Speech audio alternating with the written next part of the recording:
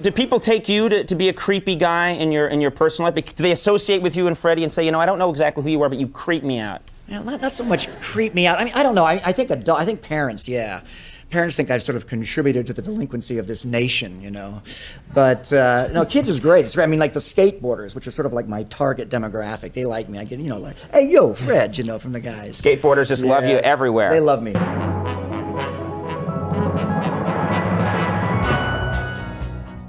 This is the Nostalgic Future Podcast, where the past is the only way forward.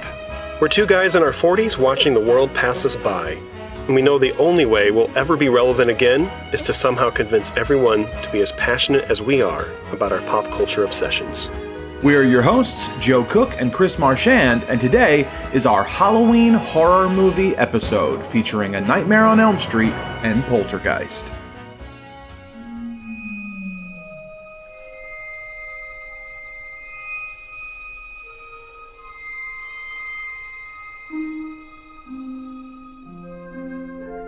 Well, here we are, Joe. The air, at least where I live, is becoming to be a little more crisp. The leaves are falling. It's that time of year where we start to watch scary movies. It's Halloween. It's our Halloween episode. Are you excited about this, Joe? I am very excited, and I'm very excited about that crisp air. I'm in Florida, and we had our first day in months. I mean, months and months and months that we were actually able to turn the air conditioning off. Yeah. And just enjoyed it. And the air conditioning is back on because, Florida. Right. But we had a couple days where it was really nice there. Yeah. Now, October is the month I was born. And I have to say, I'm not only saying this because it is my birth month, but it is my favorite month of the year. I love how October feels.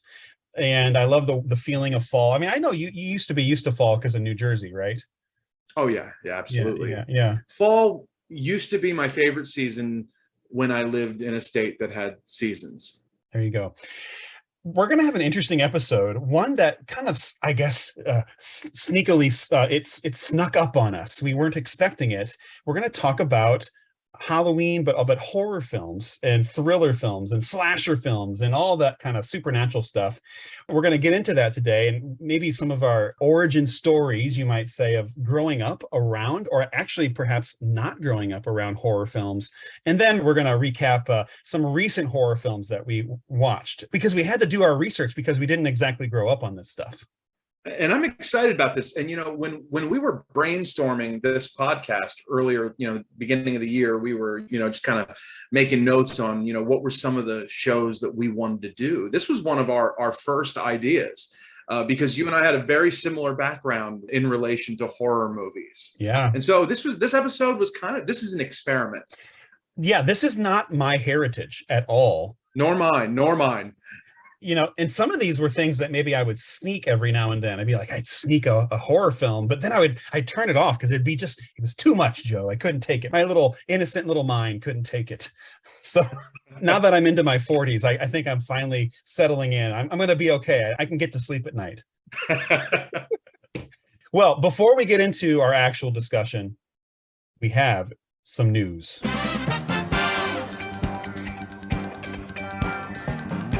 So, Joe, what have you got? Update me. What's going on in the world?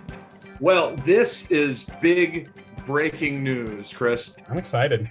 This is an update to our last episode, which, if the folks haven't heard our last episode, what was the title of the episode? This is our... Beer Pong with Post Malone, I think is what it was. Beer Pong with Post Malone. Because we're a classy podcast, that's why. There is a Post Malone Beer Pong update, Chris. Oh, well, please tell me. This comes courtesy of our friends at Rolling Stone, because it was, it's that important. It's that important. Yes. Apparently, he just headlined a really big show at the Bridgestone Arena. I guess that's the big arena over in Nashville, right? But the big news was not what happened on the stage, Chris. It was what happened backstage. Post Malone got into a beer pong match with country music legend Randy Travis. I have to confess, I actually went. Did you see the footage? Did you watch the video? I did. I watched it a little earlier, and yeah. Well, something died inside of me, that's for sure. And there's your update. Joe, there's your update.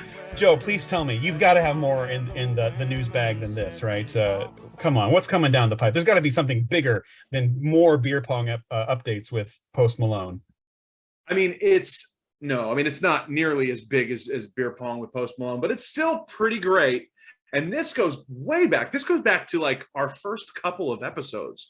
In fact, our first rabbit hole segment was on this cartoon character pitchman for Rack's roast beef, Mr. Delicious. Hello there. I'm Mr. Delicious. Did you know the value menu at Rack's features lots of adult-sized delectables for only 99 cents? That's right, and that's fortunate. You see, Mr. Delicious is, well, a little overextended. Perhaps the Rack's executives aren't paying him enough to compromise his integrity. On the other hand, you can't eat integrity, but you certainly can eat a hearty roast beef sandwich for 99 cents. Tickety-dee. We had, big dreams because we wanted to partner with Rack's. I don't think we've ever mentioned this. You reached out to Rack's. Yeah. You know what? I still have not heard back from Rack's. Hey, there's some people we need to get in touch with here because I posted some things on their social media pages and I emailed. Whatever the contact us page on Rack's. I sent them some stuff. I said, hey, our podcast has spotlighted your corporation. But, I'm still waiting. There are a few, there's still a handful of Rack's restaurants left, and we wanted to partner with Rack's. We wanted them to sponsor this podcast. And, look, we work cheap. We thought we could have struck a deal that was worthwhile for Rack's. We haven't heard back, but I have hope, Chris. There could still be a chance, couldn't there?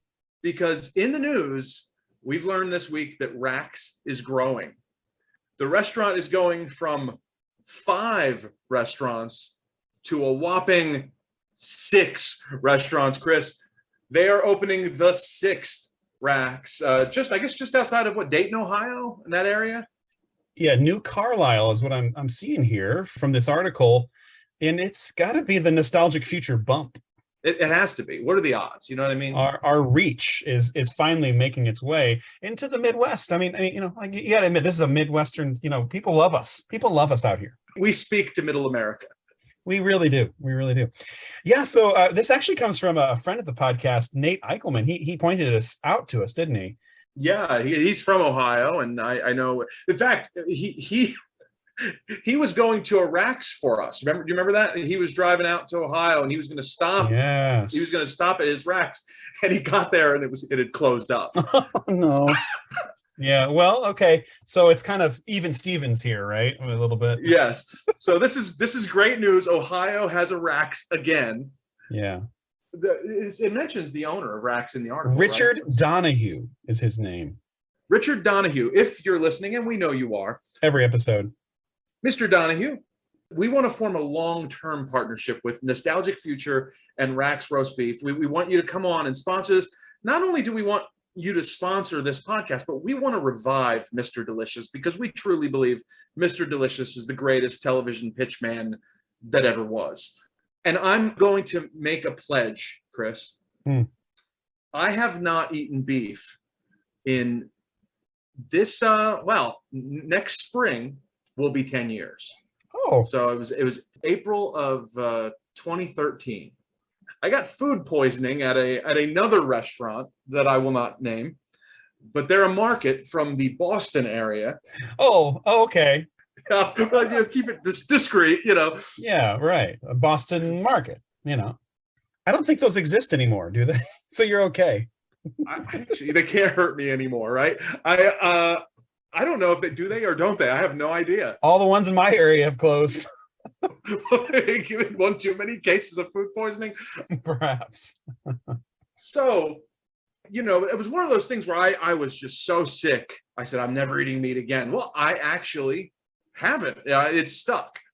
What I will say is to Richard Donahue, if you're out there, if you're listening, if you partner with us, if you sponsor this radio program, I will drive to my nearest Rack's. You got to give me time to get there. I don't have one very close, but I will drive to Rack's and I will eat my first roast beef sandwich in a decade. if you sponsor the podcast and we want you on as a guest, Mr. Donahue, we would love to honor you, to hear your story and how much you want to bring Rax back to the world. We want to honor you, Donahue. Honor you, Donahue. And Mr. Donahue, you need to understand how important Mr. Delicious is to us. And we have material. And we know that Mr. Delicious was an initial disaster. And I know you must be thinking, why would I bring back what was part of the downfall of Rax? Well, please hear us out. We think he is hilarious, and we could kind of turn Mr. Delicious inside out and use that poor, pitiful wretch of a man to make people actually laugh at Rax and have fun with Rax, because it's actually a fun joke. And Mr. Delicious, we need to expand him. He has a whole family in our Mr. Delicious universe. So there's a lot there. By the way, Mr. Donahue, I did go to Rax, if you listened to a previous episode, and thoroughly enjoyed myself. Great sandwiches, great curly fries, the whole thing, the whole deal. So there you go. That's my pitch. All right. Well, you've heard it here, folks. This has been our In the News Tickety-Dee.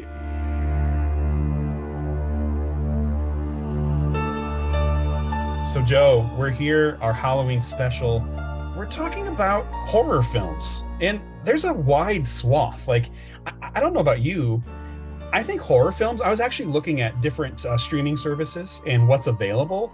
It's a little bit like Marvel, where I want to say, in modern day horror films, if you want to try to keep up with it, good luck. Like, it's just never ending. And we could talk a lot about what's going on nowadays, but guess what? I'd be speaking out of ignorance. And so instead, we're gonna reach back into some of the classics and to our own experience of it. So, Joe, what about you? What was your experience of horror films growing up? Not much. And what, I mean, and that's not to say, of the entire horror genre. Like, I definitely watched some older horror movies, or, some more like of your more, I guess, tame horror movies. What I'll specifically say is, growing up, I never watched one single slasher film ever. And the reason behind that is, I think it's pretty simple. I think that I was a bit of a goody two-shoes, and my mom hated slasher films, like with a passion, hated them. And so it was just this thing that was never in our house. I don't recall being forbidden from watching them. I don't think I was ever told specifically, you're not allowed to watch this. But it was just one of those things. I knew that my mom in particular just despised them. And if I watched them, it would be upsetting to her. So I just didn't.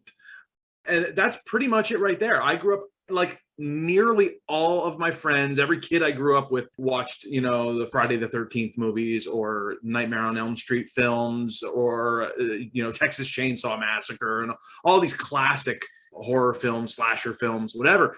And I just never watched any of them. And, it's funny, a few years ago, back when I was in New Mexico, my neighbor was talking about one of those movies or something. And I said, oh, I don't know, I've never seen it. And he actually didn't believe me at first. He was like, yeah, right. I was like, no, I mean, I've never seen it, or really any of them. And he actually, I remember he asked me, he said, like, were you like afraid of them? I said, dude, I wouldn't know. I'd have no idea if I was afraid of them or not. I've never seen them. And yeah, so the conversation, we were sort of brainstorming, earlier in the year, like, well, what do we want to do with this podcast? And we were talking and about things from our childhood. And I think you had mentioned that you had a very similar background growing up, and that kind of led to this. But so what was your experience as a kid with, like, slasher films? Well, first of all, I think our moms should get together and talk, because they had a very similar outlook on life. I would say with my own mom, maybe she hated it, just the idea of horror, scary films themselves, but also kind of a true, like, this would be evil to invite something like this into our house, into our family, or to subject my child to it. So it was also just something that was, basically not allowed. My mom is not this incredibly harsh person. It was more like, like a gut feeling, like ugh. Like guess what? My mom has the same reaction to horror films as she does to Mick Jagger. Which is, it's like like so it was more from the gut, it was kind of like, I don't want this in my life. I don't want Mick Jagger in my life, like. Personally, I think Mick Jagger is much more terrifying than Freddy Krueger, but that's just me. Exactly, right? Like, what's worse here, really? When we're really weighing things out, what's worse? Like if the Rolling Stones just started playing, I'd be like, get out of my yard. Like I would not allow them into my life. You get your crucifix out and get behind me. Keith Richards is basically a zombie at this point, so I think I'm okay saying this. I think now, yeah, I mean, same kind of experience. It just was not part of it. I'm even trying to think back, like even what would have fallen in that realm of something that I would have been allowed to watch. I mean, for a time, even Star Wars with the Force was kind of iffy, because it was like, well, what's the Force? Like, what even is that? And so, so horror was not a part of my life growing up. It's certainly not allowed. Very similar experience in the sense of other friends like talking about it. And it was like they had been to Korea, like a kid growing up in the Midwest saying, I've seen these things. I have come from the beyond, and I'm kind of going, all right, I just don't know. I guess you could say I was maybe a kind of a goody two shoes too. I was a little bit sheltered. At the same time, I had plenty of pop culture stuff surrounding me, so it wasn't like I was just sitting there in some kind of dry desert of nothing. It was just like this type of film was just not part of it. It's interesting. Your friend asked you if you were afraid. I think there might have been an element of that. Like I was a little bit afraid. For sure.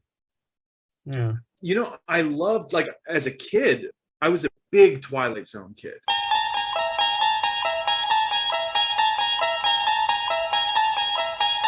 You unlock this door with the key of imagination. Beyond it is another dimension. A dimension of sound. A dimension of sight. A dimension of mind. You're moving into a land of both shadow and substance, of things and ideas. You've just crossed over into the Twilight Zone. See, I like that. I didn't get a huge amount of it, but when I saw the Twilight Zone, I love that stuff too. So I did watch that kind of stuff. I watched Alfred Hitchcock Presents every night on Nick at Night for years. I wish I would have watched it. When I've seen that, I've loved Alfred Hitchcock. I will say this. So here's what's funny, and we'll get into this maybe a little bit later. I maybe didn't watch horror films, but for some reason, Unsolved Mysteries was on every Sunday night. And that was a horror film, basically, right? Littleton, Colorado is an affluent suburb 15 miles from Denver. Its residents are, for the most part, business and professional people. Roger Dean was typical. He and his wife, DJ, had lived in Littleton for 15 years. November 21st, 1985 seemed like an ordinary Wednesday morning, except for the car nobody recognized parked outside the Dean home. Some remembered it as a 68 Pontiac, others as a 76 Oldsmobile, but all agreed on one thing. They had never before seen the lone man who sat inside. At the time, they thought nothing of it. But at the time, Roger Dean was still alive. Unsolved Mysteries was terrifying. It's terrifying. And maybe even more so because, at least with Freddy Krueger, I know this is just a made-up monster. With Robert Stack, he's telling me all these things are out there. So they live in your neighborhood, Chris. Yeah. I mean, it's just down the block. The mans in the black vans are coming to get me. The black SUVs are coming to get me. But also the paranormal and the aliens, being abducted by aliens. It's interesting when in thinking about horror films, all the different versions of what could be scary. Alien invasion, paranormal, people like Freddy Krueger, like in your dreams. There's just all kinds of manner of different versions of it. The homicidal maniac, zombies. Yeah. Okay, but there you go. That's what I've got. Anyway, rewind a little bit to, earlier this year when we were talking about, well, what did we want to do with this whole thing? Like, how do we approach this? You and I, neither one of us growing up, like having ever seen any of these movies that were huge. I mean, like for our peers, these were a huge part of their childhood.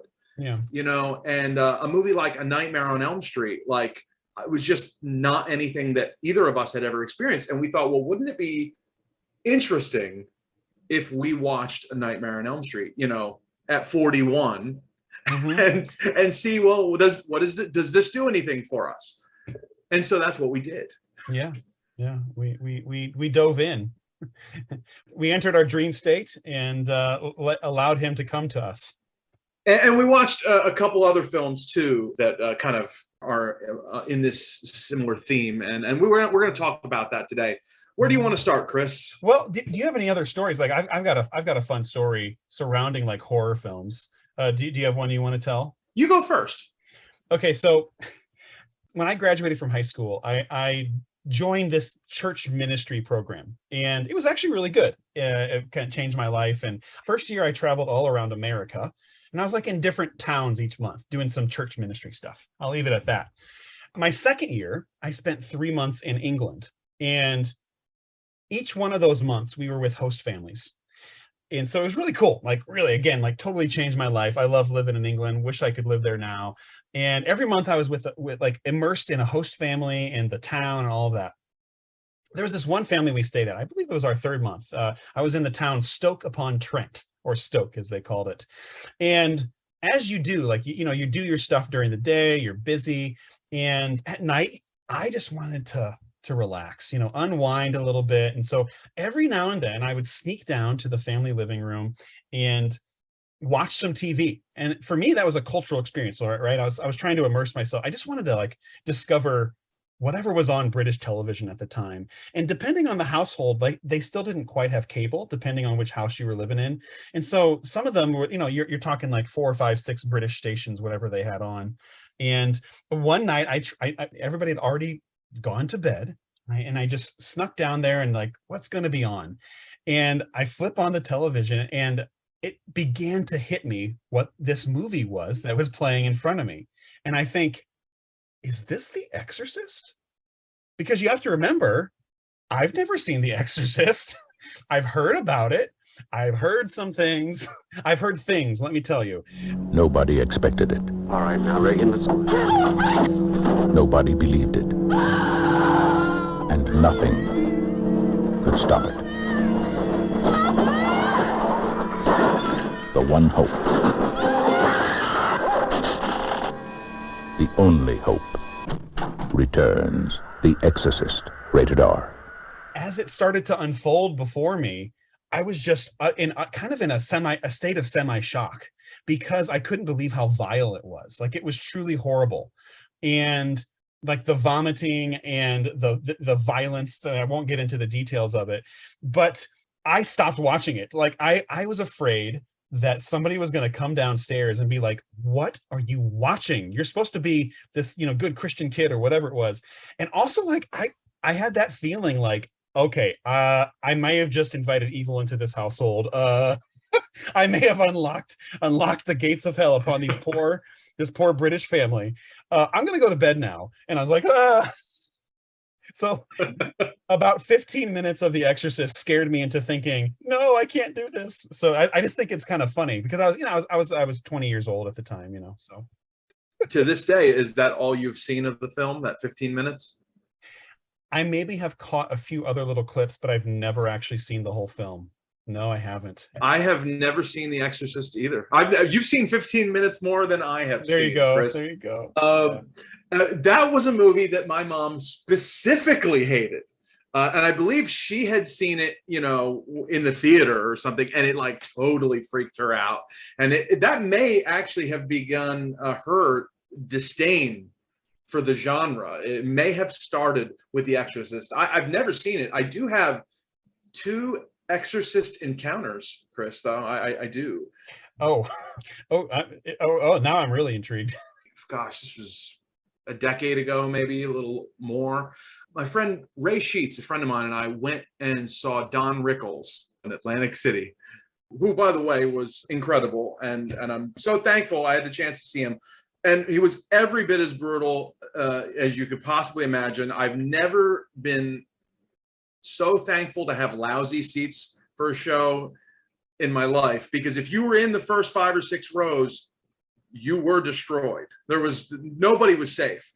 And during the middle of the show, he pointed out 2 people that were in the audience that night. One of them was Tony Danza, who was sitting in the section next to us. We actually shook his hand afterward, and he destroyed Tony Danza. It was a thing to behold, because you got to remember, Tony Danza's career was not on the upswing at this point in history. So it was something else. The other guy that was in the crowd that night, and Rickles made him stand up and wave to the crowd. I saw William Peter Blatty, the author of the Exorcist, the novel, who I believe he has since passed away, but I saw him at a Don Rickles show once. The other Exorcist encounter I had was I literally ran into Linda Blair, and I mean literally like collided with her. The radio station I was working with in Jersey, we were covering a fan convention up in like Parsippany, and literally just like we walked into each other in the hallway. Oh, I'm so sorry, that kind of a thing. And I realized it was Linda Blair.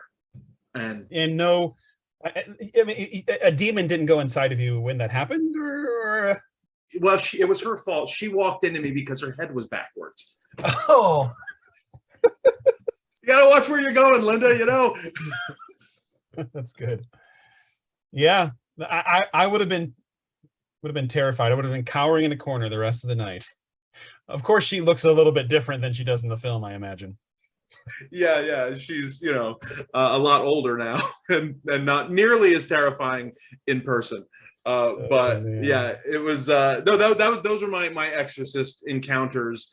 With the demonic, and now before we get into Nightmare on Elm Street, a few other more, maybe other classic or more modern horror films, I want to comment on something. And here I'm gonna throw our parents under the bus a little bit here, okay? Because here's my theory. I mentioned Unsolved Mysteries earlier.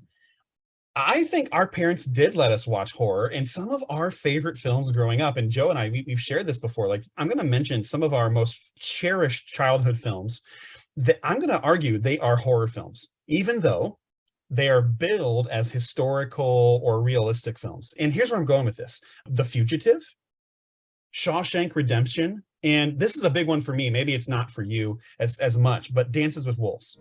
An adventure begins.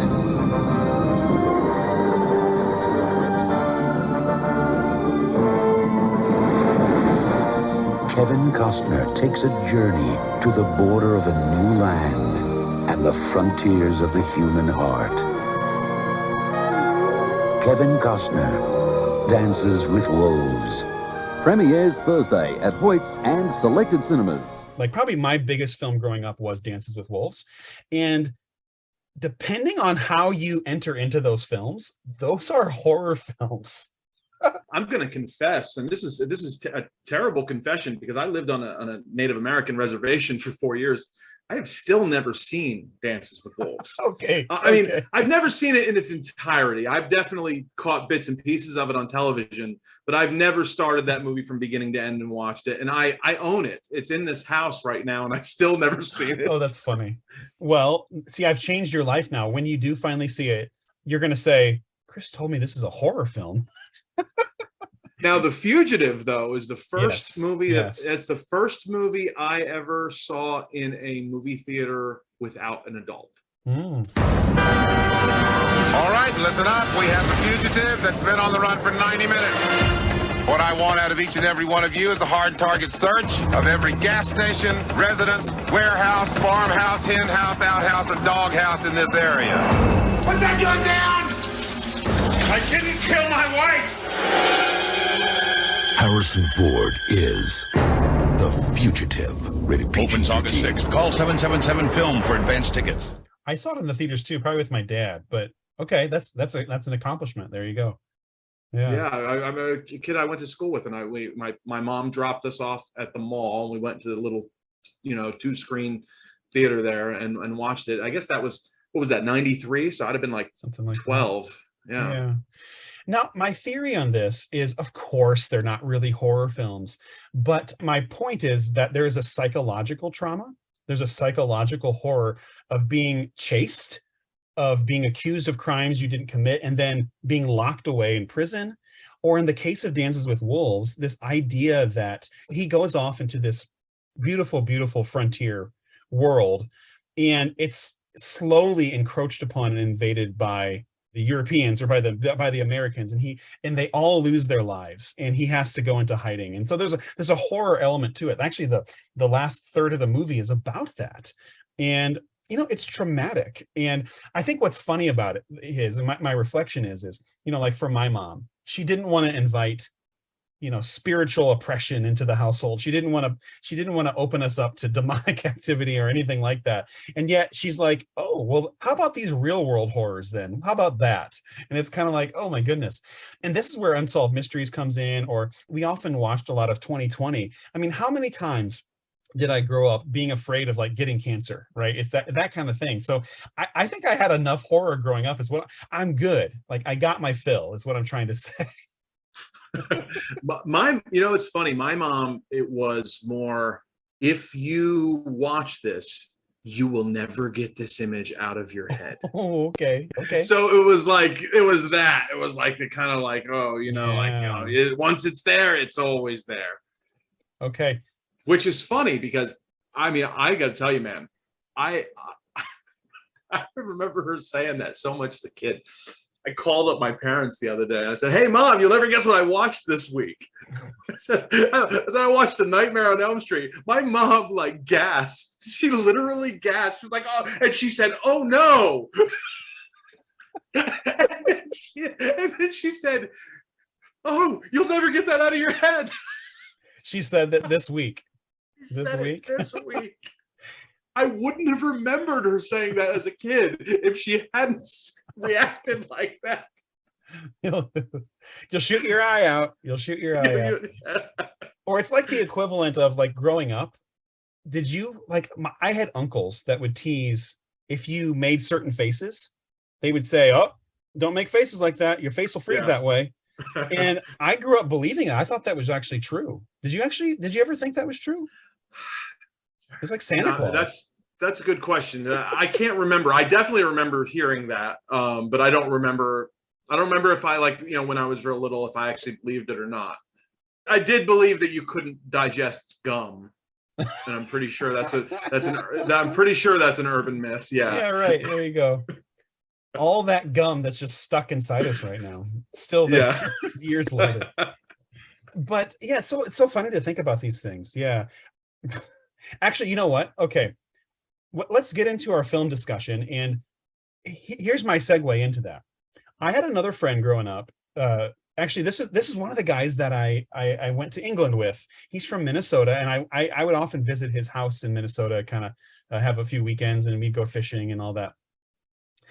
This guy's dad didn't like the X-Files. And I love the X-Files, by the way. So that's another introduction for me into horror, I would say, is like not fully realizing that the X-Files is a form of horror, but that was one of my favorite shows in the 90s, to be honest with you, which is kind of like, it's like its own version of the Twilight Zone, or it's just like in the same kind of field, especially when they had the standalone monster episodes, as they would call them.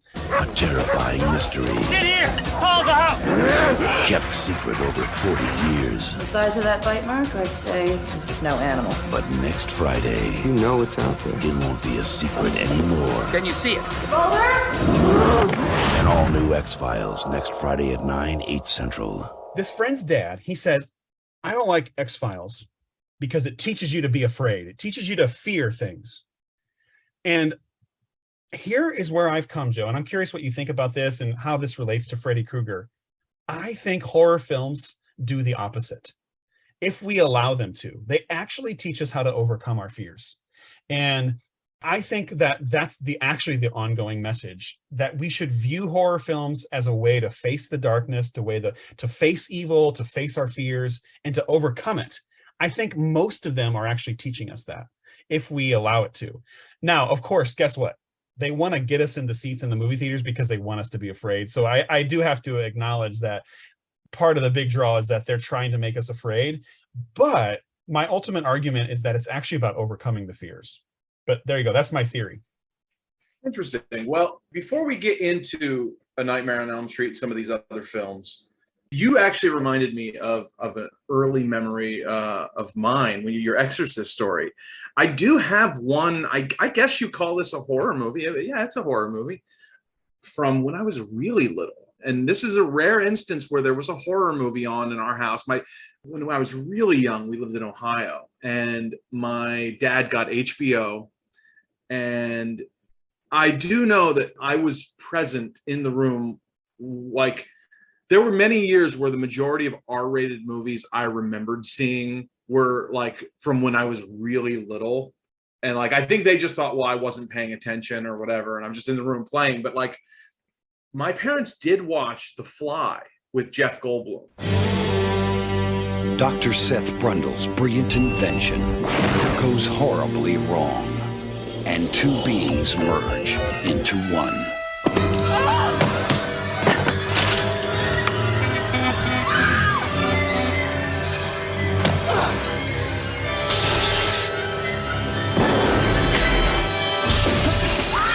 The Fly, rated R. Starts Friday, August 15th at theaters everywhere. I've never seen that. You know what? I saw a little thing pop up on Facebook recently about that, and I'm like, I gotta watch that because I'm a huge Jeff Goldblum fan. So tell me about it. Tell me. I've never seen it. I do think it's on HBO Max. Because I've been thinking about watching it again and facing my own fears, Chris. Because actually, what I will say about that is I don't remember much, except that, you know, as he's turning into a fly, like, you know, like his skin is like falling off, and it's, you know, it's kind of gross. I do remember, and I'll never forget this. That is the earliest nightmare I can ever remember having after I went to bed that night. And that's all I really remember. I remember nothing of the movie. I've never watched it again, but I do know that I was probably 5 years old, maybe, and that I had a nightmare from seeing The Fly. And that's it. That's it. And I feel like, I think that this has got to be a follow-up episode. We need to watch The Fly. I would love to watch The Fly. And I've always hated Jeff Goldblum ever since. No, I'm just kidding. Yeah, can't stand the guy. Like, that would be, we get this far into our relationship and we find out I love Jeff Goldblum and you're like, can't stand him. Like, no, The Fly wasn't even the most disturbing movie I've ever seen Jeff Goldblum in. My gosh. Have you ever seen Death Wish? Wait. Charles Bronson? No, never seen it. Enjoy a typical afternoon in New York City. Groceries, man.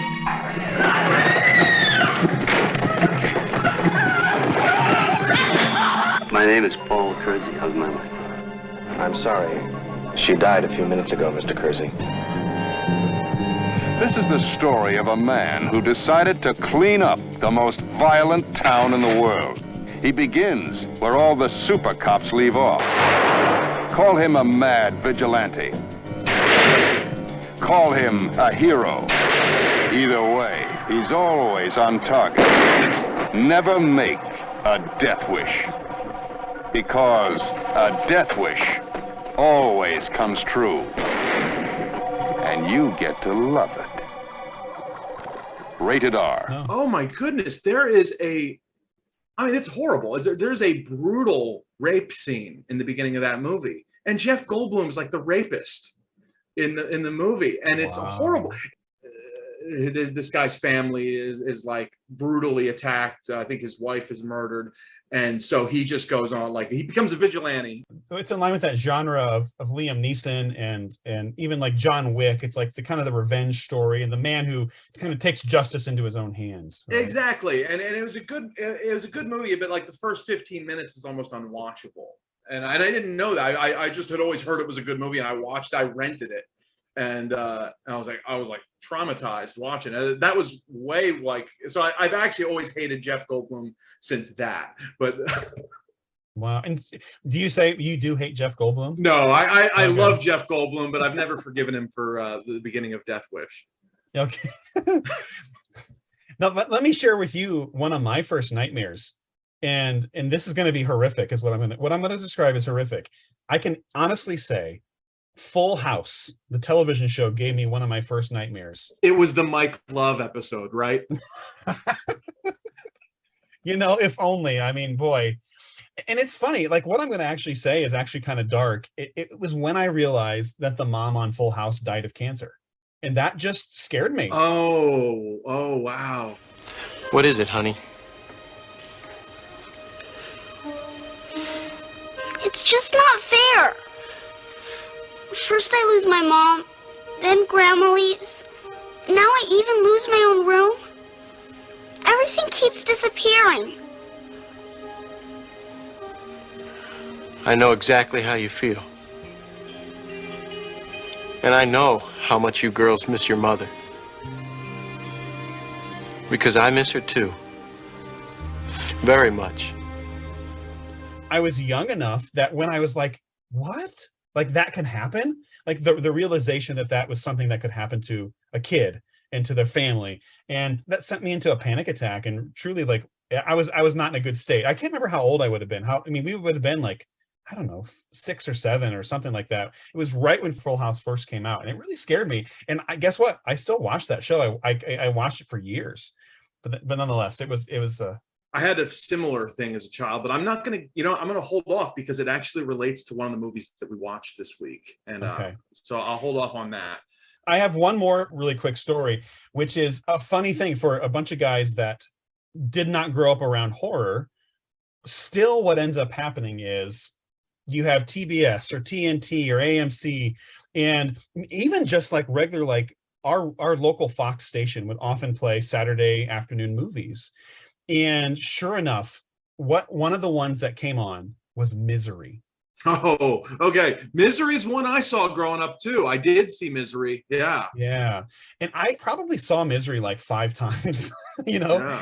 And as I grew older and I started to realize this is a really good movie. Like this is so interestingly, tightly constructed. The acting is great, but boy, was it horrifying at first. Like I felt so like guilty watching it because I was like, I shouldn't be watching this, but I couldn't look away from Kathy Bates, No, Misery was a great movie. I still watch Misery like every 5 years or so. Just, it's just one of those movies I get in the mood to, yeah, and it is. It's terrifying because the build of the terror. I mean, maybe one of the most iconic things in the whole film is I can't quite remember what he was doing, but he was trying to find a way to escape, and he had to move some things around. And there was like this little figurine that got turned around. She always faced it like north or something. It was like a little penguin or something. I could be misremembering this, but like the fear that she was going to discover him like moving about the house was just utterly terrifying. I know you've been out. What? You've been out of your room. No, I haven't. Paul, my little ceramic penguin in the study always faces due south. I don't know what you're talking about. Ceramic penguin. Is this what you're looking for? I know you've been out twice, Paul. First, I couldn't figure out how you did it. But last night, I found your key. I know I left my scrapbook out. I can imagine what you might be thinking of me. But you see, Paul, it's all okay. Last night, it came so clear. I realize you just need more time. Eventually, you'll come to accept the idea of being here. Well, the thing about Misery that was so great and so terrifying is Freddy Krueger's not real, but like psychosis is. Like, like theoretically that could happen, and that's terrifying. That goes back to your unsolved mysteries, the fear of what's real. What used to freak me out as a kid, you mentioned one of my early movies that like traumatized me, 7 years old probably, and yet I loved the movie, and to this day, like the influence from this movie is still in my life, but is the movie La Bamba. That was a terrifying movie to me. I remember that. I remember being afraid of La Bamba too, but you know what, I was so young I can't quite remember everything about it, but I remember really being sad about La Bamba and really afraid of it. Yeah. I have not seen La Bamba since I was 10 probably, but I watched it so many times as a kid that I can remember almost every minute of that movie, every scene. because it's a great movie. I was drawn to the music. I was drawn to the acting, the story. But man, that ending killed me. We interrupt this program to bring you this bulletin. 4 persons, 3 identified as nationally famous rock and roll singers, died early today in a plane crash 5 miles north of Clear Lake, Iowa. Buddy Holly, 22, of Lubbock, Texas. Richie Valens, 17, of Los Angeles, California. And J.P. Richardson, 29, of Louisiana, known professionally as the Big Bopper. Mom! Did you hear? Did you hear what the radio said about Richie? Are you sure he said Richie? Oh my God. What about Connie? Monday night.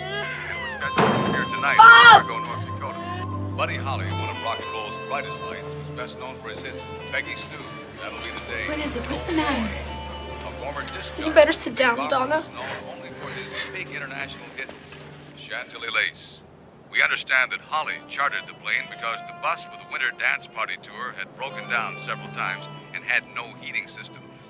I mean, like killed me every single time. And but I say that I mean to this day I'm a huge Buddy Holly fan. I drove to Clear Lake, Iowa, so that I could see the Buddy Holly plane crash site and the Surf Ballroom where he did his last concert. I have a Buddy Holly wall, in my house with photos of Buddy and the Big Bopper and Richie Valens and stuff from posters from that tour.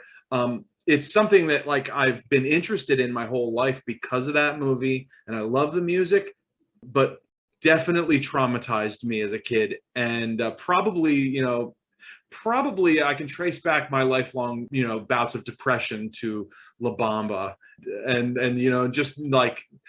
just being absolute. I'm scared to fly to this day because of that movie. I've flown, but I avoid it when I can. You're serious, huh? Yeah. I'm serious, dead serious. Yeah. There you go, man. Horror films right before us that we never thought were actually horror films. Yeah. Okay, so let's talk about Freddy Krueger. We just watched it. It's fresh in our minds. What do you want to bring up? What do you care? It's fresh in our minds, and it's never going to leave, Chris. It's always there now. Always there. You talk about not flying. How about not sleeping? The kids of Elm Street don't know it yet, but something is coming to get them. There's something out there, isn't there? No one knows where it came from or who it will visit next. Nightmare on Elm Street. Help me, please! Wes Craven's Nightmare on Elm Street. Rated R. I got to tell you, man, I have barely thought about that film since I watched it. It just went right out. It had no impact on me whatsoever. I say that I kind of enjoyed it. I mean, I enjoyed myself too. I wasn't scared like hardly at all, but I enjoyed myself. No, I laughed more than I was scared. I mean, did you laugh in a good way, or was it cheesy? Well, that's a good question. No, I mean, some of it was pretty cheesy, and I mean, Freddy was himself is such a cornball. Yeah, I think that's what's funny about it is it felt like a guy in a Halloween costume running around going booga booga. Like it just didn't like there wasn't that much about him that I was like, oh, give me a break, man. Like. You know what shocked me the most about that movie? And this is how out of touch I was and how little I knew about these films. I was watching it and I was going, man, that kid really looks like Johnny Depp. I had no idea that it was Johnny Depp. Well, I didn't either, but I did know it was Johnny Depp when I saw him. I felt like, in some way, I would have had to have known Johnny Depp was in A Nightmare on Elm Street. So I just thought, well, look at this, like Johnny Depp, like lookalike that they got or whatever. I had no idea he was in that film. And what a useless character, like at the end of the day. Knowing that it's Johnny Depp, we maybe feel like they wasted it on him a little bit, but yeah, a little bit. Yeah, man. It was a fun movie. It was not scary, though. I mean, I guess if I was 7, maybe it would have been. Yeah. So it's hard to I guess I don't know if 41-year-old men were the target audience that they were making that movie for. So it's hard to really. I don't know. I think we're never going to have had the full experience, Chris. Yeah. And we're just going to have to live with that. But I mean, I don't know. It wasn't bad. It was not the traumatizing experience my mom always feared it would be for me. Right. Now, I'll say this, and here's where I think Nightmare on Elm Street did its job. You know, it's directed by Wes Craven, right? Kind of a, you know, he went on to do the Scream movies, and you know, I'm not an expert on him by any means. I have seen Scream 1. Never seen it. Which in some, yeah, I've seen Scream 1. Maybe I've seen Scream 2. I can't remember. In some ways, they're very similar, right? I mean, you know, it's just people doing their best to evade the monster. Whatever, you know, that. And the thing about Scream is the guy can show up at any time. The thing about Nightmare on Elm Street is don't fall asleep, right? It's just funny in a way, like Nightmare on Elm Street is the same movie as Speed. Okay. Yeah. You know, it's that whole thing of like, well, if I can just stay awake, you know, then I'm safe. If I can just keep this bus going over whatever 65 miles per hour or whatever it is, you know, then we'll be okay. And that's right. You know, but yet there's imminent danger in either case. It's always there looming. That's a good point. That's what's interesting about the Freddy premise, right? Is kind of pushing the tension of not falling asleep, right? There is a rule, I'm not sure if you're aware of this, a rule about horror films, these types of thrillers is, and I actually learned this from Jaws, which I watched a couple of months ago again, is don't show the monster, or to hold off on showing the monster for as long as possible. And the buildup is actually what's the fun part. That's what becomes thrilling. In a good filmmaker, they can hold out. It's delayed gratification. And when the expectation is built up, when we don't see the shark, right? We barely get to actually see the shark until the, you know, like kind of the final, you know, third of the film or of Jaws. And I would argue they do a pretty decent job of keeping Freddy under wraps. And guess what? I would say the most horrifying moments of the film is when the first young woman dies and she's being flung about the room like by an invisible force, and her stomach has just been slashed open. That, to me, the imagery of that was very powerful. You know, what struck me, I think, about it as a whole is just that, you know, one of the movies that was like that I watched over and over as a kid was Beetlejuice, right? Okay, sure, yeah. I think Beetlejuice was every bit as scary as A Nightmare on Elm Street, and maybe in some ways more. You know, just with you know, even though it wasn't very realistic in any sense, it actually portrayed death in a slightly more realistic way than Nightmare on Elm Street did.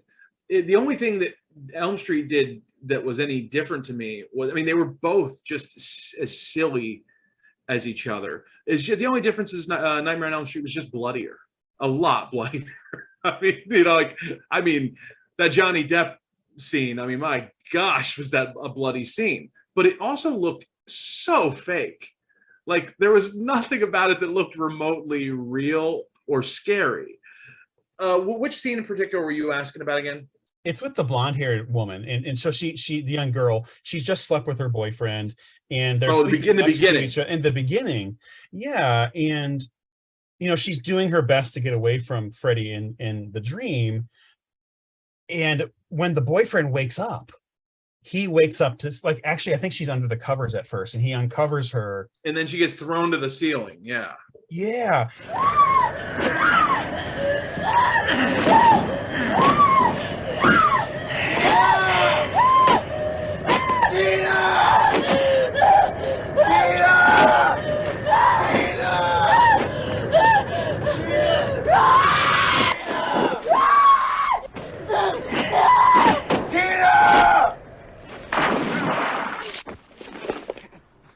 And the effect of like her being thrown up into the ceiling, I just thought that didn't look cheesy.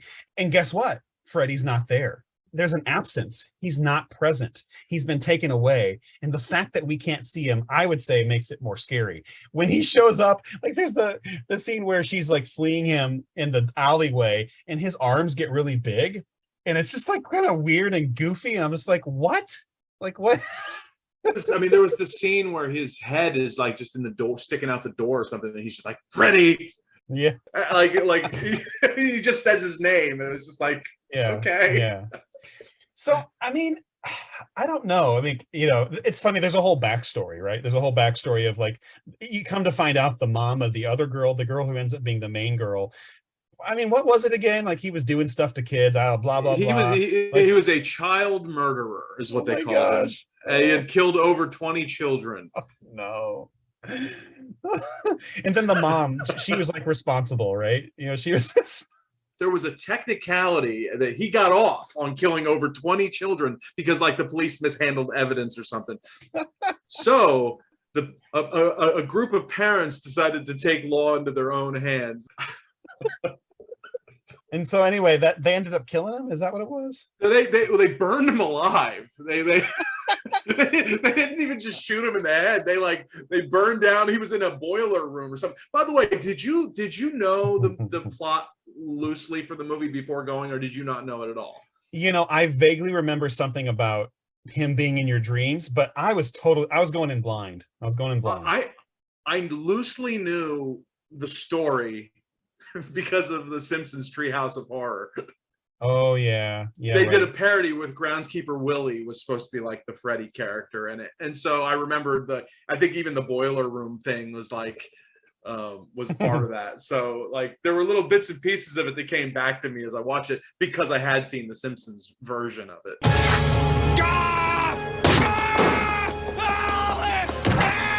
Help!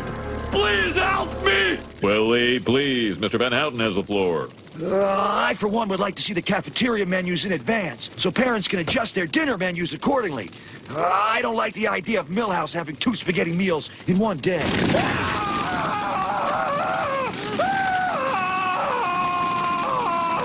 You'll pay for this with your children's blood! All right, how you gonna get them? Skeleton power? I'll strike where you cannot protect them. In their dreams.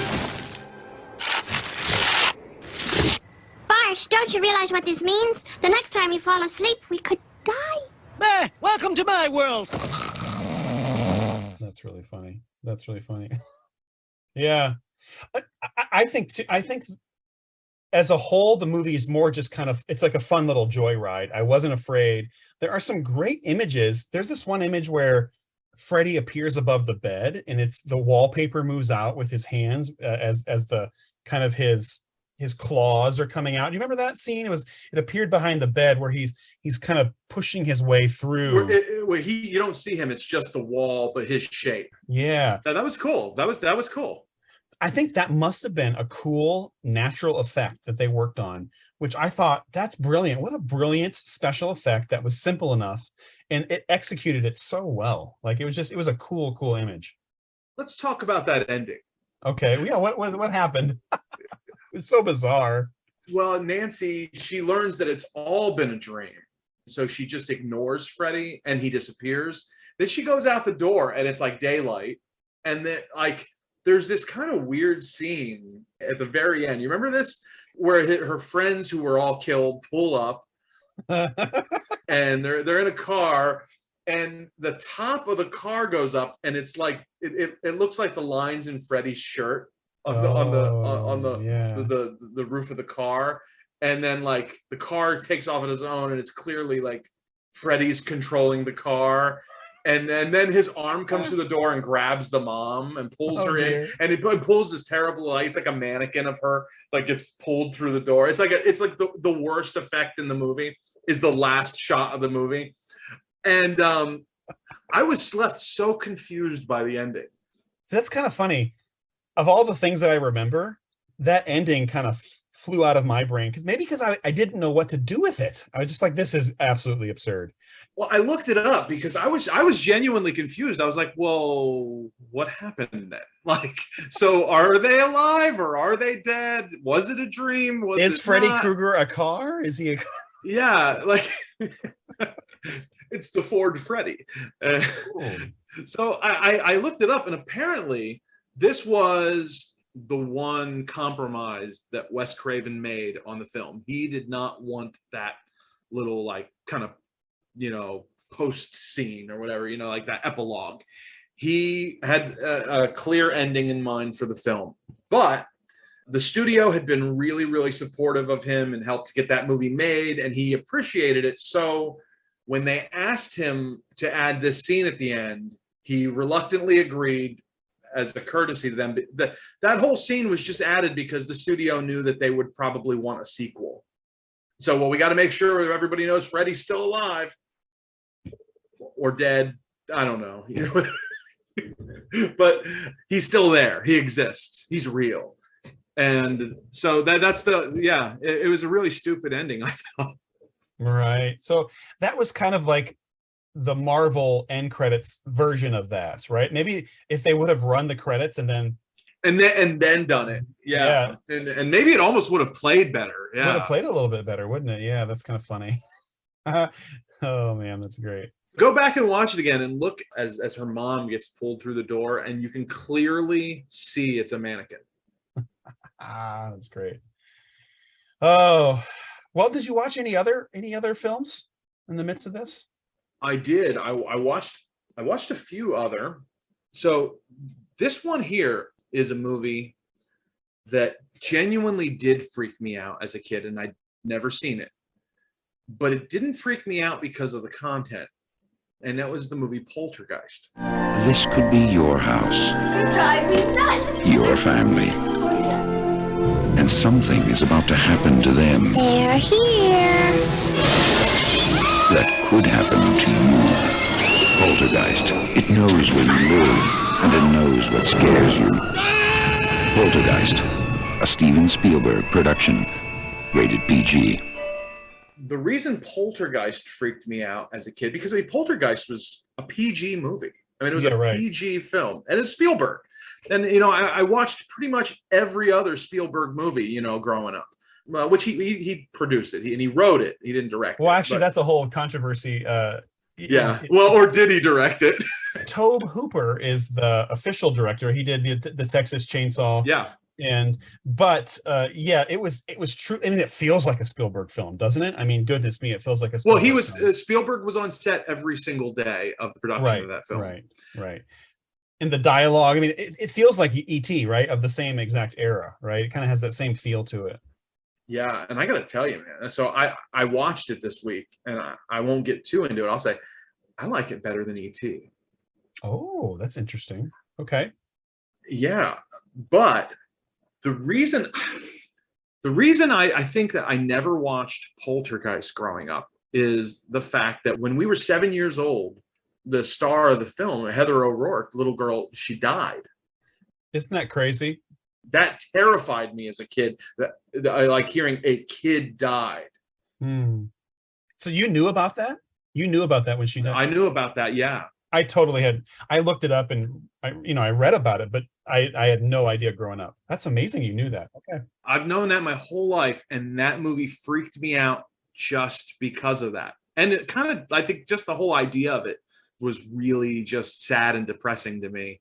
And so it was a movie that I just kind of maybe consciously or subconsciously avoided because of that. And then when I got older, I got even more freaked out about it because I watched the E! True Hollywood Story, The Curse of Poltergeist. Have you ever seen that?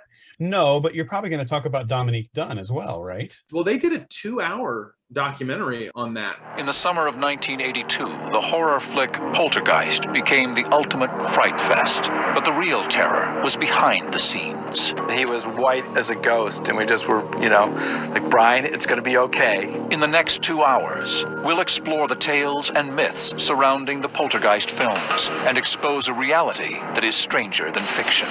He felt that there was some alien spirits that were upset, and he detected it in the skeletons. And I began to get very creeped out about this. Is somebody trying to send me a message that I shouldn't be doing this film? We'll unveil the strange and bizarre events that happened on the set.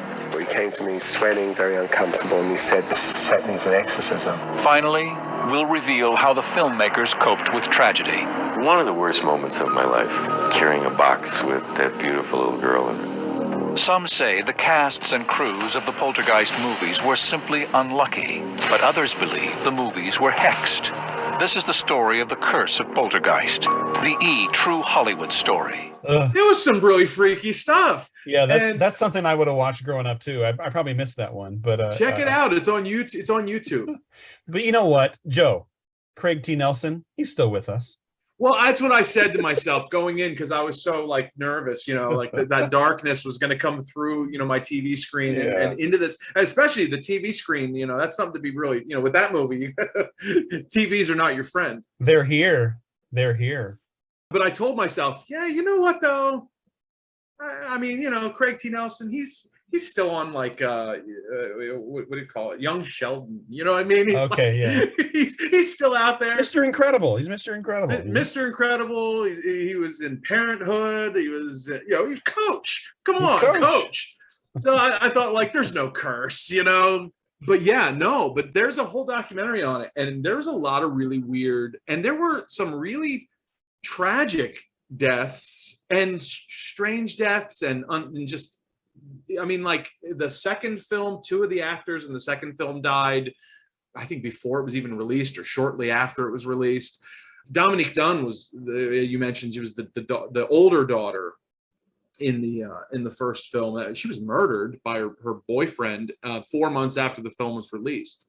In fact, the night she was murdered, she was with another actor in her home rehearsing for, do you remember the miniseries V? You remember that one, Chris? I don't think I do. It was a really popular science fiction miniseries when we were really young. Tonight is your chance to see how it all began, to relive the excitement that is V, the most extraordinary miniseries ever. A daring TV journalist struggling to uncover the startling truth behind the aliens' visit to Earth. And a beautiful and brave young scientist fighting for the very survival of the human race. Together, they take you on a fantastic journey to meet the Visitors. Prepare yourself for a television event that's out of this world. Prepare for V. Next. I gotta tell you, V is another one of my early, like, kind of freaked out things, because my parents watched V when I was really little, and they're like aliens in, like, human form. And there's a scene where, like, they're pulling their skin off their faces and the alien is, like, underneath. Okay. I think I know what you're talking about. Yeah, like at 4 years old, that, like, just, like, freaking me out. But she was supposed to be, I think she did end up filming a little bit and was in one episode of the V miniseries, but that's what she was rehearsing the night she died. And it really just a horrible story, a tragic thing. The real tragedy surrounding those movies kind of kept me away from Poltergeist. And so I decided to face my fears this week. And I tell you, Chris, I had a marathon. I watched Poltergeist 1, 2, and 3. Oh my goodness. Wow, that's epic. I rewatched the first one, and that's all I've ever seen is the first one. So yeah, what do you think of Zelda Rubinstein?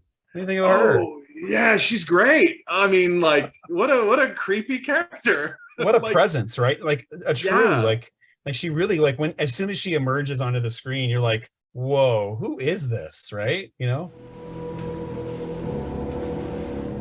There's one more thing. A terrible presence is in there with her. So much rage, so much betrayal. I've never sensed anything like it. I don't know what hovers over this house, but it was strong enough to punch a hole into this world and take your dogger away from you. It keeps Carol Ann very close to it and away from the spectral light. It lies to her. It says things only a child can understand. It has been using her to restrain the others.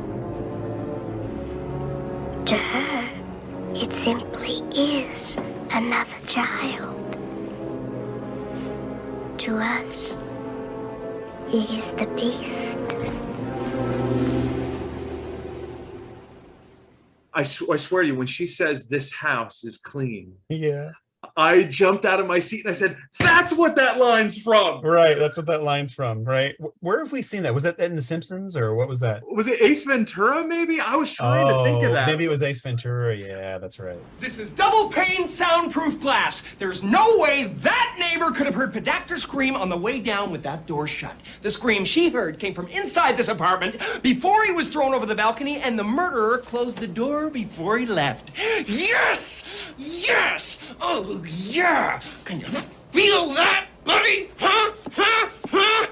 I have exorcised the demons.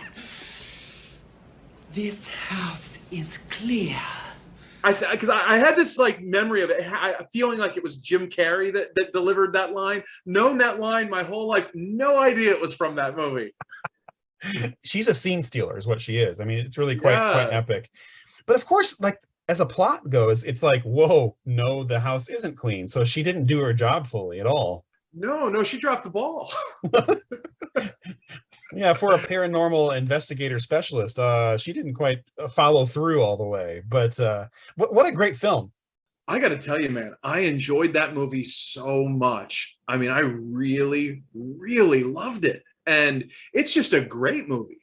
I mean, all around. The end of that movie, like, I was genuinely, and I watched it with Joey, with my son, and even he was blown away by the special effects in the last, 10 minutes or whatever of that film. What an amazing, like, yeah.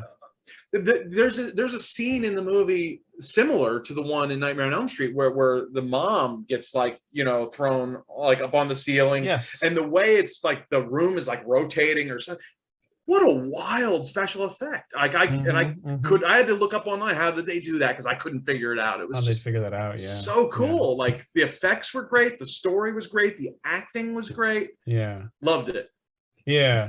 And I think maybe another part of the premise, and this is how different types of films like this, they come at it from different angles. This was a house film, right? So there's something a little claustrophobic about it.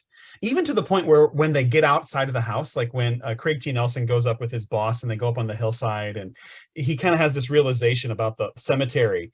It feels like, oh, I finally got out of that house, right?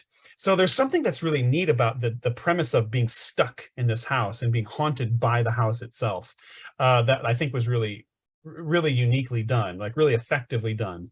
And also just like, again, another slow buildup.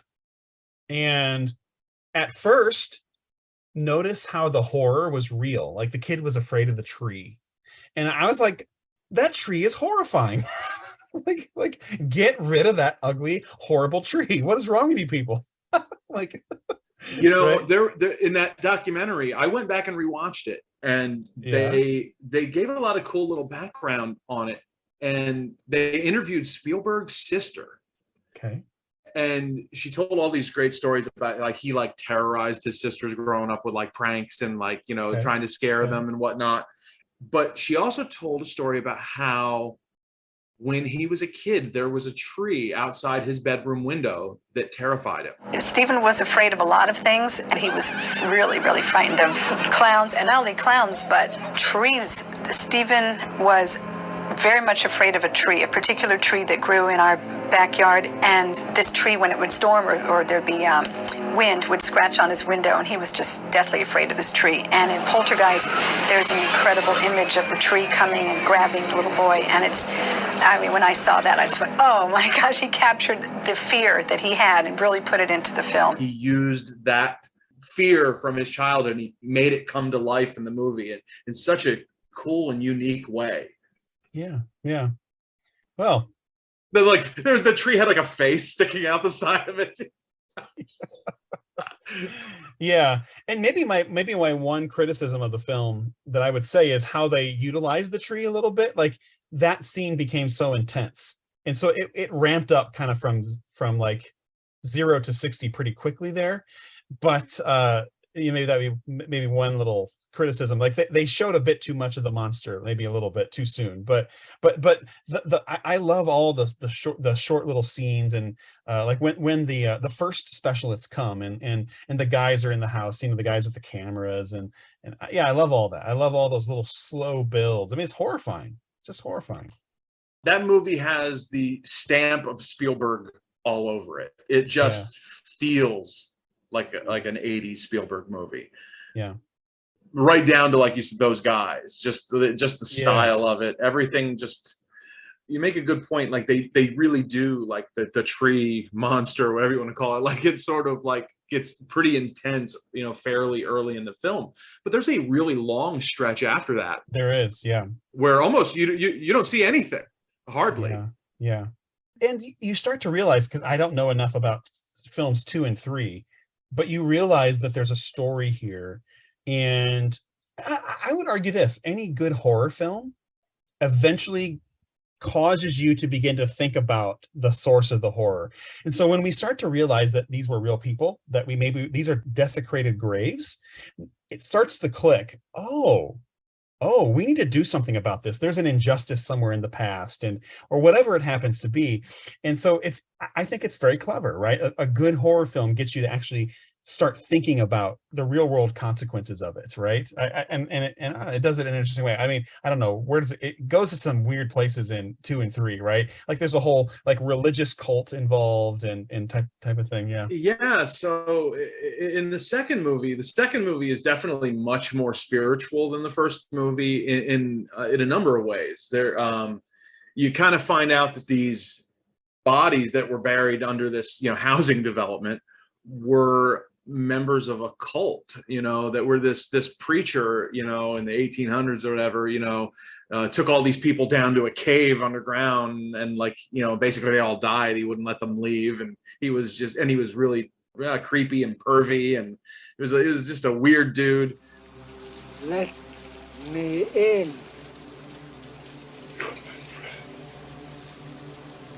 Let me in.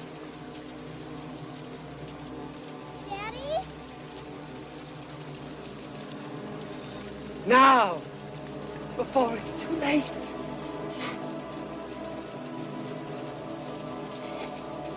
You're gonna die in there. All of you. You are gonna die. Get the hell out of here.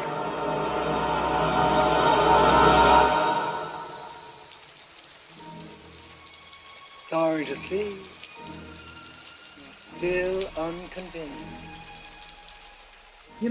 The second movie, it kind of had a sort of a neat concept to it, but man, is that a bad movie?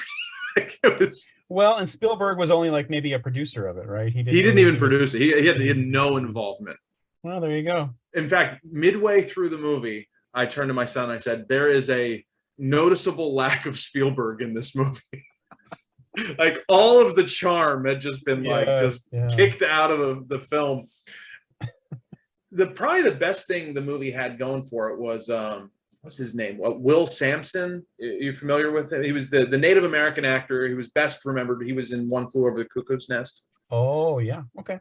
And he was in it, and he kind of brought him in as like a shaman to kind of fight these spirits, as they're trying to they're basically now in the second movie they've followed the family to another town.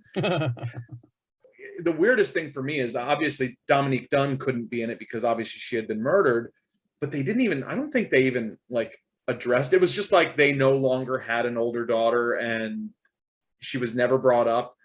I'm expecting them to say she's away at college or something, but they didn't. Yeah. And it was just kind of this glaring absence in the movie. But otherwise the entire original cast came back. But you talk about a presence. Zelda Rubinstein was back in that movie, but talk about a presence. Will Sampson, man, that guy was quite a presence, and just a great voice and just a great look. You feel like a leaf at the mercy of the wind, don't you? Yep, that's right. That's me. Since the day you were born, one way or another, someone has been doing something to you. No, I don't think that's true. And they've been doing something to you against your will. And but now you're feeling helpless, like a leaf in the wind. Taylor, it would help me out a lot if you just say what's on your mind so I could understand it. You understand me. No matter how much you like to feel sorry for yourself, you have to change that. I'm a warrior. A warrior would rather be defeated and die than act against his nature. That is the path you've chosen to take, whether you know it or not. You should assume full responsibility. Responsibility for what? Responsibility for everything. Everything in your world. He made an otherwise crummy movie somewhat enjoyable when he was in it. But no, that's just not a good movie at all. I was expecting the movies to get a little worse as they went along. I got to tell you the truth, man. I enjoyed 3 more than 2. Some people are afraid of heights. Just don't look down. Others panic in elevators. Some have a thing about mirrors. And no one likes ghosts. Now, the movie with something for everyone. Poltergeist 3, rated PG-13. Okay. Which is a totally different premise, right? It's in a skyscraper. The family isn't even in it. They've sent the youngest daughter, Heather O'Rourke, Carol Ann. She has been sent to Chicago, and she is living with her aunt and uncle.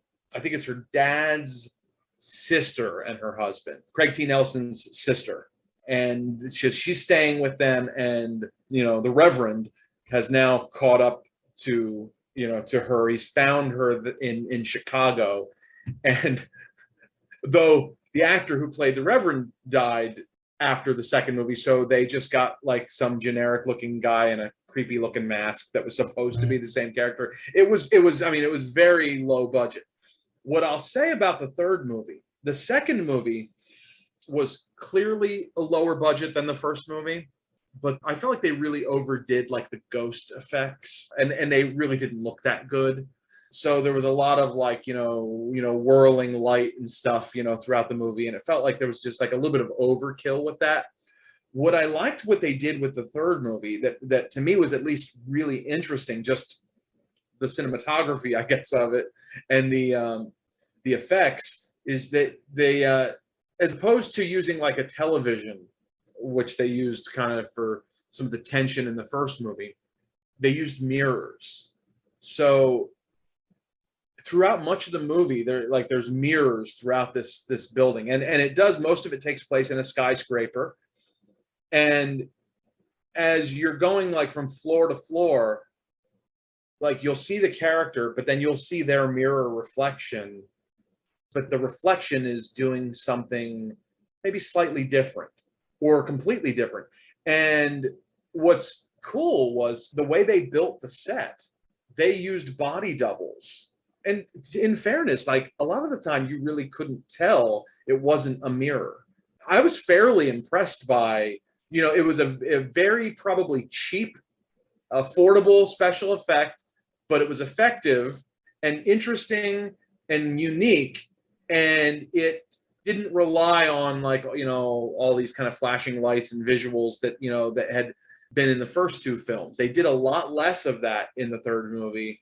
And actually, I think in a way I was kind of sick of her family after the second movie. So the cast change was kind of nice. Tom Skerritt was in it. I like Tom Skerritt. I always enjoyed him. Lara Flynn Boyle was in it. She was like a teenager. Nancy Allen. The only other original cast member that came back in the third one was Zelda Rubinstein. Okay.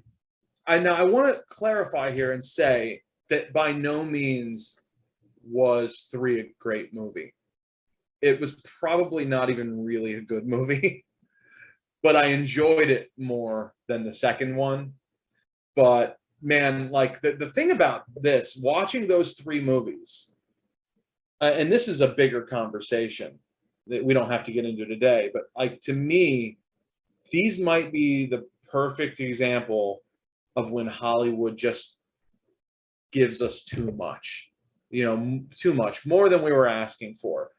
And they do kind of hurt the legacy of the first film. If they had never made a second and third Poltergeist, I think Poltergeist as a film would stand up there with E.T. and be regarded like that. Maybe it is. I think the original is pretty highly regarded, and certainly there were terrible Jaws sequels as well.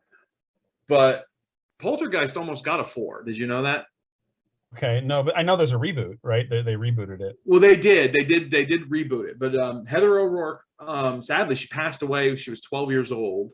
From what I read, got like an infection from well water.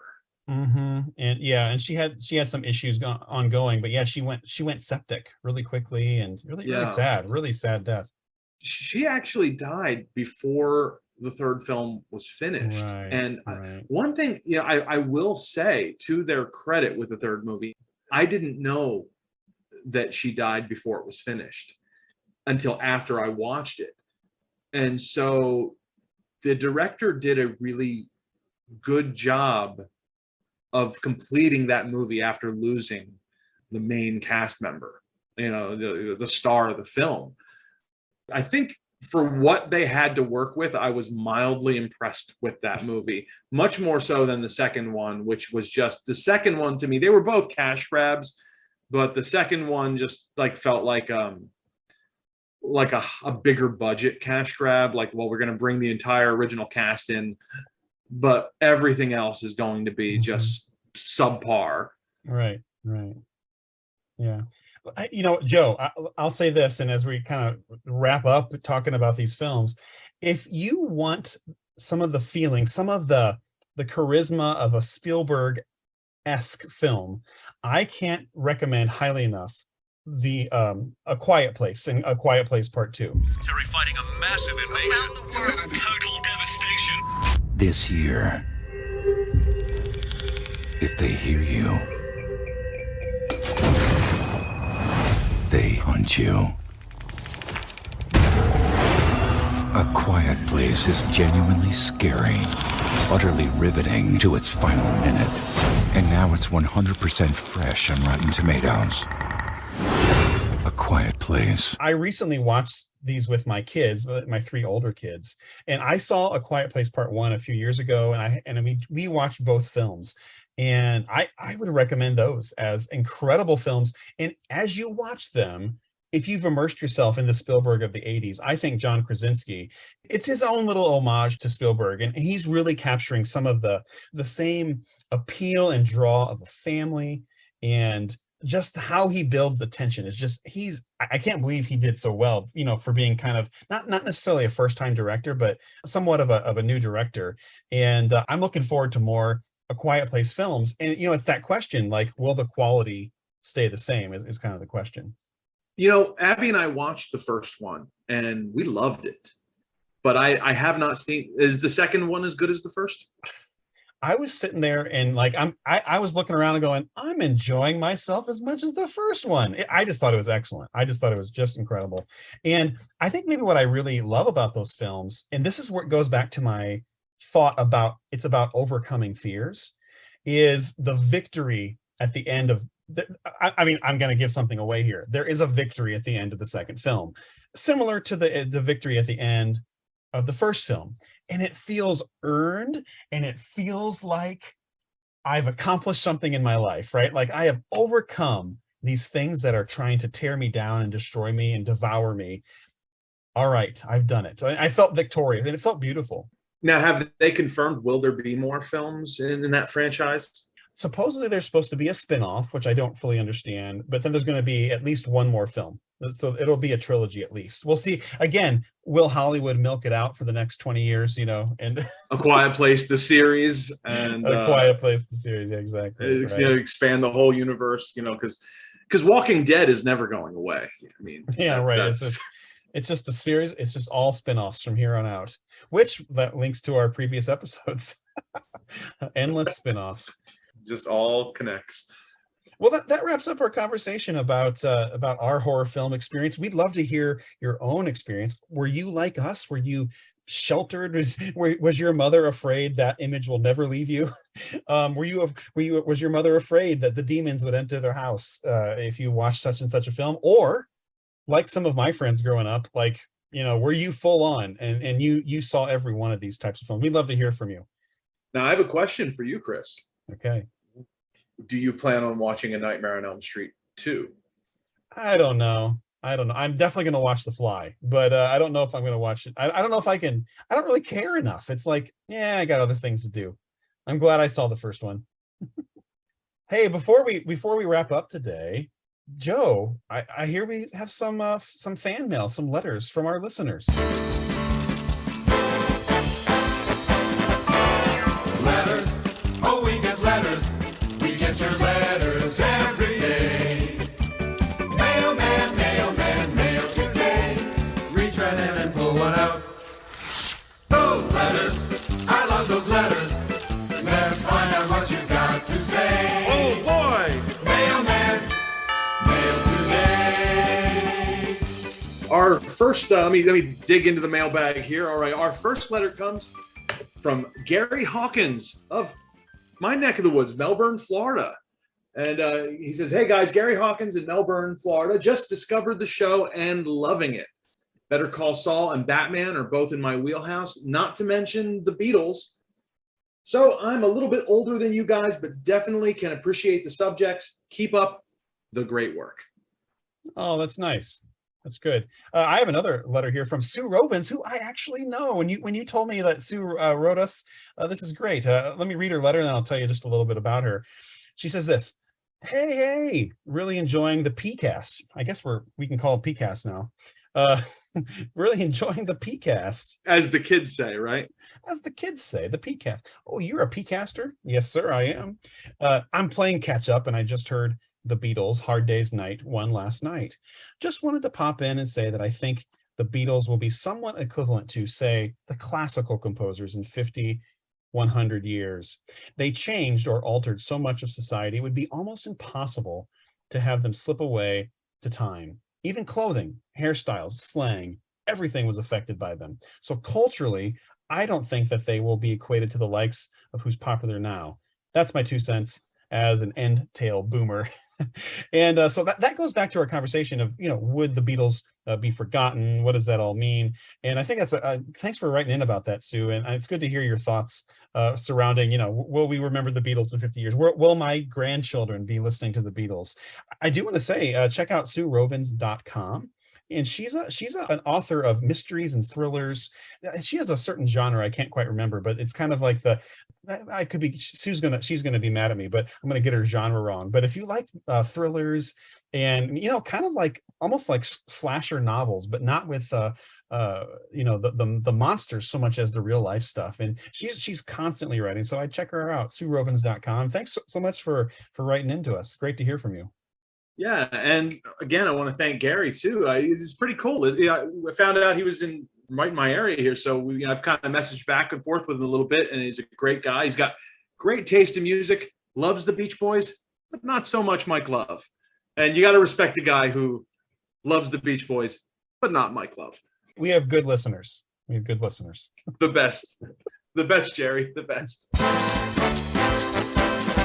Another letter from our listeners. Well, thanks so much for listening. Hopefully we haven't scared you too much.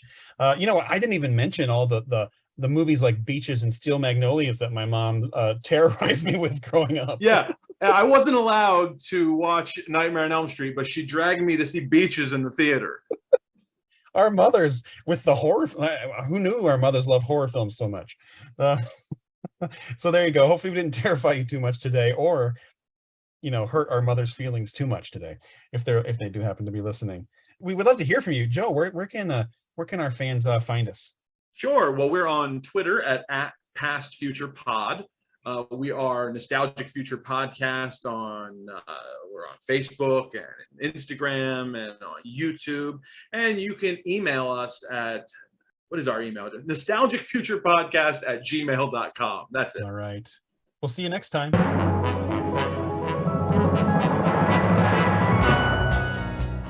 Thanks for listening to the Nostalgic Future Podcast. We'd love to hear from you. Drop us a line at nostalgicfuturepodcast@gmail.com. We may just read your letter on an upcoming show. Follow us on social media, Nostalgic Future Podcast on Facebook and @PastFuturePod on Twitter. Please subscribe wherever you listen to podcasts and leave a review to help support what we do. Until next time, remember, the past is the only way forward.